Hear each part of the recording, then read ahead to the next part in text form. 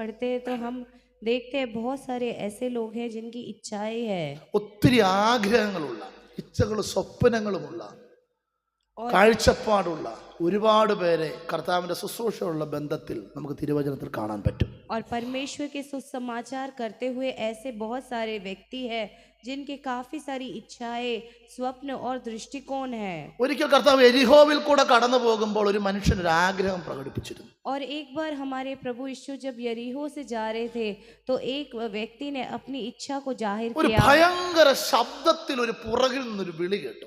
और बहुत ही आवाज से पीछे से एक आवाज आई ആ വിളിയുടെ മുൻപിൽ കർത്താവ് അവിടെ നിന്നു.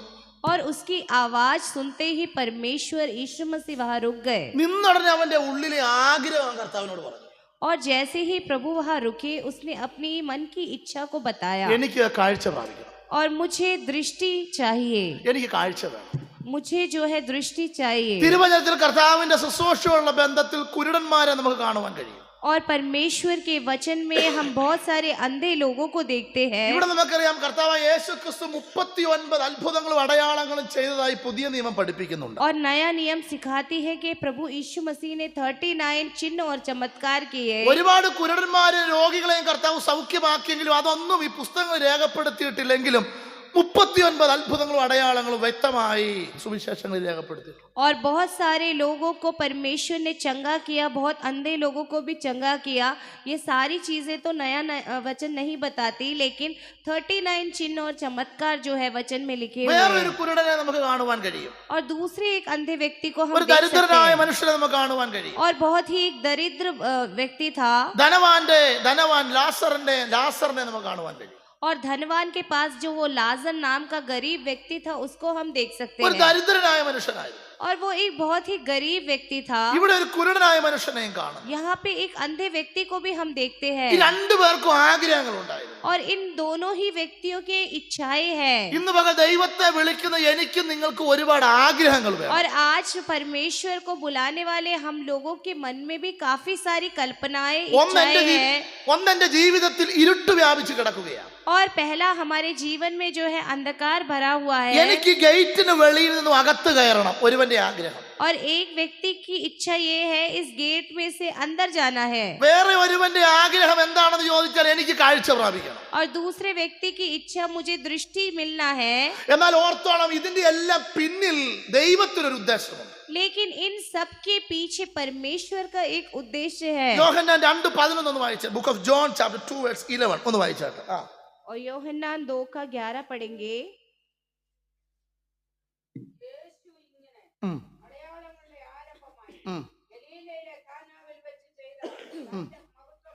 ഒന്ന് ഓർത്തോണം, എന്റെ യേശുവിന് ഏത് അത്ഭുതം ചെയ്താലും അതിന്റെ പിന്നിലുള്ള ഉദ്ദേശം മഹത്വം വെളിപ്പെടണം. और हमारा परमेश्वर यीशु मसीह कोई भी चमत्कार करे उसके पीछे का कारण उसकी महिमा प्रकट होने पाए. കേൾക്കുന്നവനായാലും കാണുന്നവനായാലും നടക്കുന്നവനായാലും എന്റെ കർത്താവ് സൗഖ്യമാക്കിയിട്ടുണ്ടെങ്കിൽ അവൻ ഒറ്റ ഉദ്ദേശമേ ഉള്ളായിരുന്നു, യേശുവിൽ വിശ്വസിക്കണം. और चाहे वो अंधे, लंगड़े या गूंगे को चंगा करना हो, उन सबको चंगा करने का उद्देश्य यही था कि वो लोग परमेश्वर की महिमा को जाने. ഒരുപാട് കുരുടന്മാരെ തിരുവചനത്തിൽ കാണാമെങ്കിലും അഡ്രസ് ഉള്ള ഒരു കുരുടനെ നമുക്ക് ഇവിടെ കാണാൻ പറ്റും. और बहुत सारे अंधे व्यक्तियों के बारे में हम वचन में पढ़ते हैं, लेकिन एक पता के साथ जो है एक व्यक्ति को हम देख सकते हैं. അപ്പന്റെ പേരും സ്ഥലവും വെളിപ്പെടുത്തുന്ന നല്ലൊരു കുരുടൻ. और अपने पिता का और अपने नगर का नाम प्रकट करने वाला एक अच्छा अंधा व्यक्ति. തിമായുടെ മകനായ ബർത്തിമായി. തിമായി का बेटा बर्तिमाई. ഇവിടെ നോക്കണം, എന്റെയും നിങ്ങളുടെയും അഡ്രസ്സിനെ നിലനിർത്തുന്നത് ദൈവമാണ്. और आप यहाँ देख सकते हैं मेरे और आपके पता को जो है स्टेबल करने वाला परमेश्वर है. നമുക്കറിയാം നമ്മുടെ സാമ്പത്തികത്തിന്റെ അടിസ്ഥാനത്തിലല്ല ദൈവപ്രവൃത്തി വെളിപ്പെടുന്നത്. और हम जानते हैं हमारी संपत्ति के पीछे नहीं परमेश्वर का सामर्थ काम करता. അങ്ങനെ അത്ഭുതം വെളിപ്പെടണമെങ്കിൽ ഈ ലാസറും ഈ ബർത്തിമായും ഈ ലിസ്റ്റിൽ കേറത്തില്ല. और अगर ऐसे संपत्ति के बलबूते पे होता तो लाजर और बर्तिमाई इस लिस्ट में नहीं होते. അപ്പോൾ ഓർത്തോണം, ഇതിന്റെ എല്ലാം പിന്നിൽ ഒന്നേ ഉള്ളൂ, ദൈവവുമായിട്ടുള്ള നിന്റെ ആത്മബന്ധം അനുസരിച്ചിരിക്കും നിന്റെ ജീവിതത്തിലെ വിടുതൽ. और ये आप सोचे कि आपके साथ परमेश्वर का कैसा बंधन है, इसी पे निर्भर करता है आपका छुटकारा. നമ്മുടെയൊക്കെ ജീവിതത്തിൽ ഒരു പോരായ്മ വന്ന് ആ പോരായ്മയിൽ നിന്ന് ദൈവം വിടുവിച്ചത് കൊണ്ടല്ലേ ഈ ആരാധനാലയത്തിൽ വന്നിരിക്കുന്നത്. और हमारे और आपके जीवन में कुछ कमी घटिया आई थी और उन कमी घटियों से परमेश्वर ने छुड़ाया, इसलिए आज हम कलीसिया में बैठे हुए हैं. യഹൂദന്മാരുടെ കാലഘട്ടങ്ങളിൽ ഒരുപാട് വിവാഹം നടന്നിട്ടുണ്ട്. और यहूदियों के समय में बहुत सारे विवाह हुए हैं, പക്ഷെ ഒരു വിവാഹം മാത്രം തിരുവചനത്തിൽ സ്ഥാനം പിടിച്ചു. लेकिन एक ही विवाह ने परमेश्वर के वचन में स्थान को ग्रहण किया. എന്തുകൊണ്ടാണ് ആ വിവാഹം യോഹന്നാന്റെ സുവിശേഷം ഈ 2-ാം അധ്യായത്തിൽ കയറിയത്? और क्यों वो विवाह യോഹന്നാൻ की पुस्तक में दूसरी अध्याय में आया? എന്നെ ദൈവാത്മാവ് പഠിപ്പിച്ചത് ഒരു പോരായ്മ വന്നതുകൊണ്ട്. और मेरे को परमेश्वर ने सिखाया क्योंकि वहाँ एक कमी घटी थी. അതുകൊണ്ടല്ലേ 2-ാം അധ്യായത്തിൽ ഈ കാനാവിലെ കല്യാണ വീട് വന്നത്.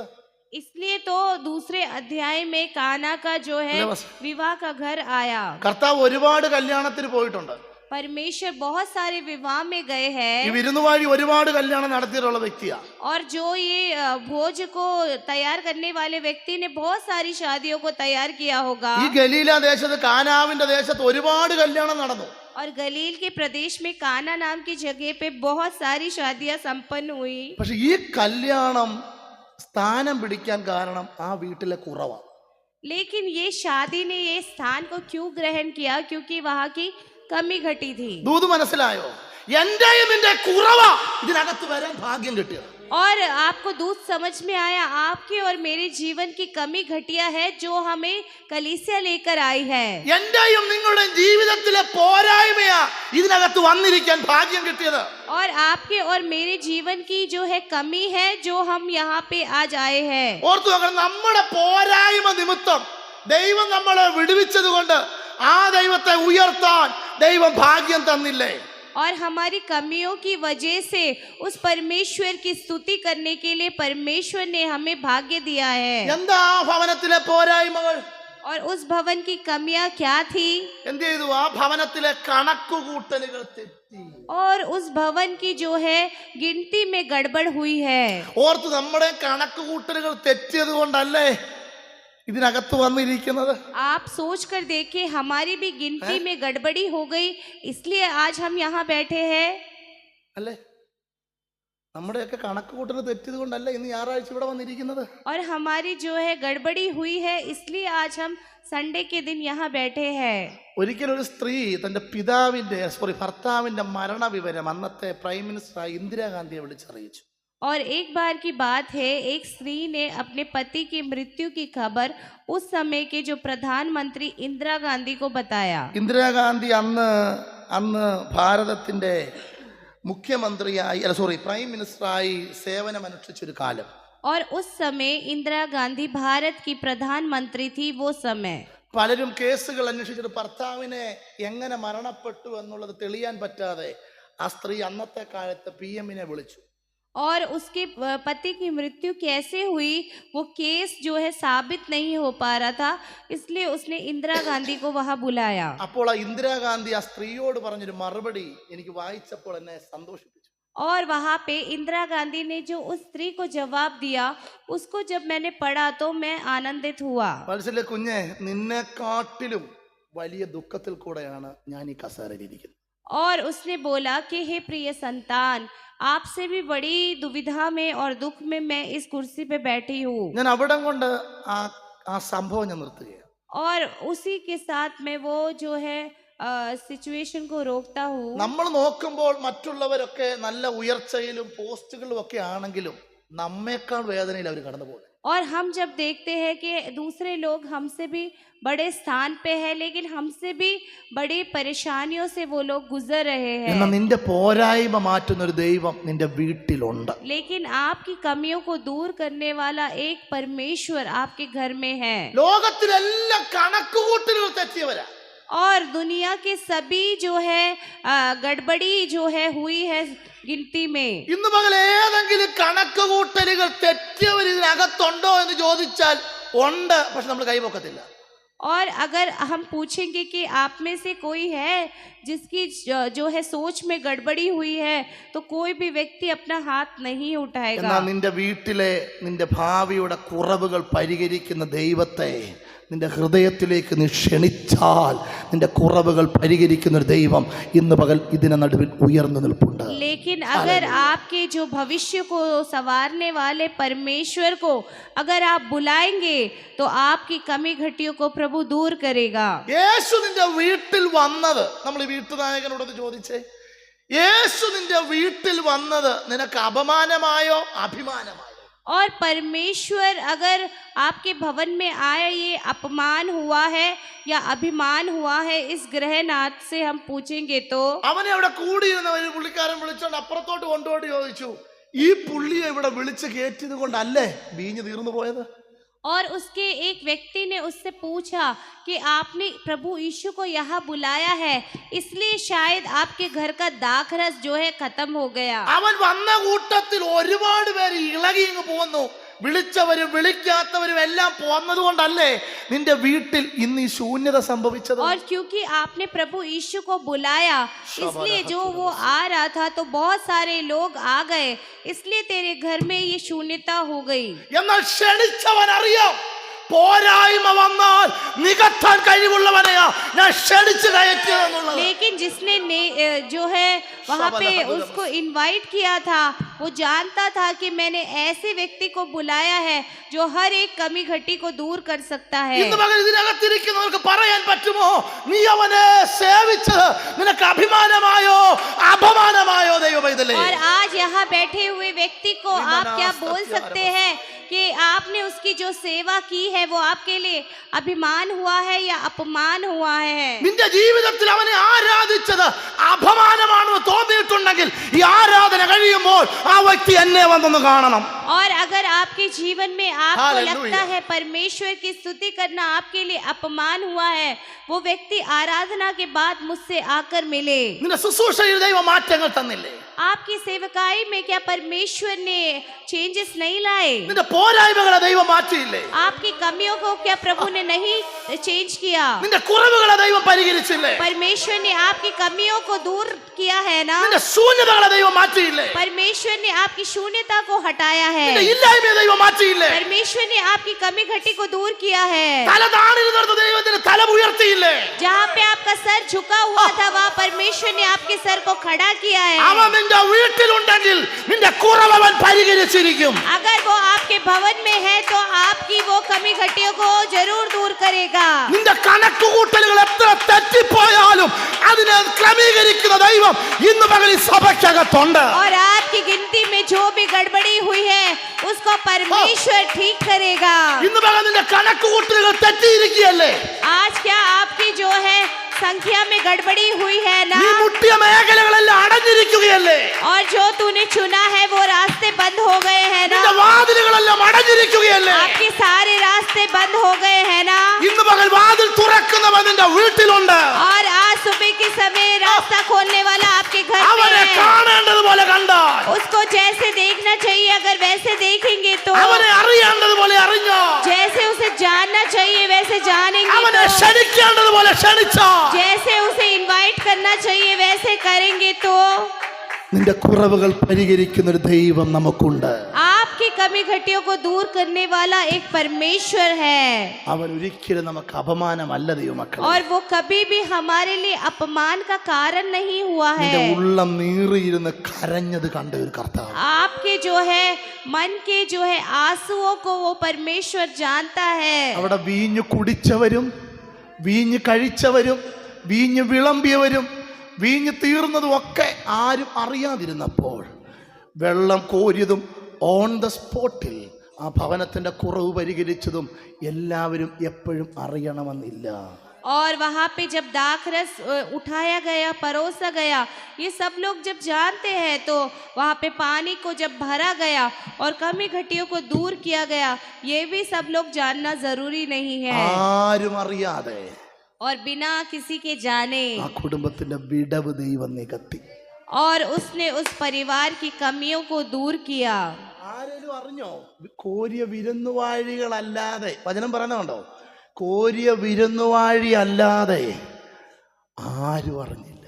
और जिन सेवकों ने उस पानी को भरा था उनके अलावा इस बात को कोई जानने ना पाया। ഇന്ന് നീ എന്തെങ്കിലും അനുഭവിക്കുന്നെങ്കിൽ മറ്റുള്ളവരെ അറിയിച്ചല്ല എന്റെ ദൈവം നിന്നെ വിടുവിക്കുന്നത്. और आज जो है आप कुछ अनुभव कर रहे हैं तो दूसरे लोगों को बता के नहीं करना है। ഇന്ന് പകൽ ഓർത്തോ, ഒരു മനുഷ്യൻ അറിഞ്ഞ് നീ തല താഴ്ത്തുന്നതിന് മുന്നമേ ഏതാണ് നിന്റെ കുറവെന്ന് മനസ്സിലാക്കി അതിനെ നികത്തുന്നവൻ ഇന്ന് പകൽ ഇതിന്റെ നടുവിലുണ്ട്. और एक मनुष्य की जानने से पहले अपनी कमी घटियों को पहचान कर उस कमी घटियों को दूर करने वाला परमेश्वर आपके समक्ष है। നിന്റെ കുഞ്ഞിനെപ്പോൾ ഫീസ് കൊടുക്കണമെന്ന് ദൈവത്തിനറിയാം. और आपके बच्चे की फीस कब जमा करनी है ये प्रभु जानता है। എപ്പോൾ നിന്റെ ലോൺ ജമ ചെയ്യണമെന്നുള്ളത് ദൈവത്തിനറിയാം. और कब आपका लोन जमा करना है ये प्रभु जानता है। കണക്കുകൂട്ടലുകളെല്ലാം തെറ്റിയിരിക്കുമ്പോൾ ദൈവം പറയുകയും ഞാൻ ഈ ഭവനത്തിൽ ഉണ്ടെന്ന് നീ ഉറച്ചോണം. और आपकी गिनती में जब गड़बड़ी हो जाती है आप इस बात को दृढ़ करेंगे प्रभु आपके संग है। ഒരിക്കൽ ഞാൻ മുമ്പേ ചോദിച്ച ഒരു ചോദ്യത്തിൽ ഞാൻ പരാജയപ്പെട്ടിരുന്നു. और पहले मैंने जो प्रश्न पूछा था एक बार मैं उसमें पराजित रहा। ഞാൻ ഈ ചോദ്യം തന്നെ ഒരു സഭയിൽ ഞാൻ ചോദിച്ചു, ദൈവത്തെ വിളിച്ചത് നിന്റെ ജീവിതത്തിൽ അപമാനമായോ അഭിമാനമായോ എന്ന് ചോദിച്ചു. और यही प्रश्न मैंने एक कलीसिया में पूछा कि आपके जीवन का क्या अनुभव रहा है प्रभु को बुलाना अपमान या अभिमान। പുറകിൽ ഒരു വ്യക്തി കൈപൊക്കി കാണിച്ചു, പാസ്റ്ററെ അവനെ സേവിച്ച് അന്നോട്ട് ഇന്ന് വരെ എനിക്ക് അപമാനമേ ഉണ്ടായിട്ടു. और पीछे से एक व्यक्ति ने हाथ उठाया और उसने बोला जब से मैंने प्रभु की सेवा की है अब तक मुझे अपमान ही हुआ है। അന്ന് ഞാൻ നെടുങ്കണ്ടം എന്ന് പറഞ്ഞ കട്ടപ്പന നെടുങ്കണ്ടം എന്ന് പറഞ്ഞ സഭയിൽ ഒരു 6 മാസം ശുശ്രൂഷിച്ചുകൊണ്ടിരിക്കുന്ന കാലമാണ്, ഒറ്റയ്ക്ക് ഒന്ന് ബാച്ചിലർ. और तब मैं जो है केरला में एक सभा में जो है वहाँ पे बैचलर होके सेवकाई करता था।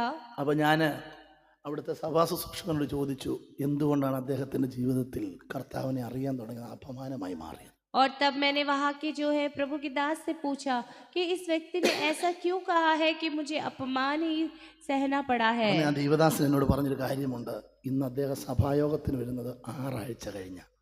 और तब परमेश्वर के दास ने बोला कि आज वो कलीसिया में जो है 6 हफ्तों के बाद आ रहा है। അങ്ങനെയുള്ളവർക്ക് ദൈവം ആരാ?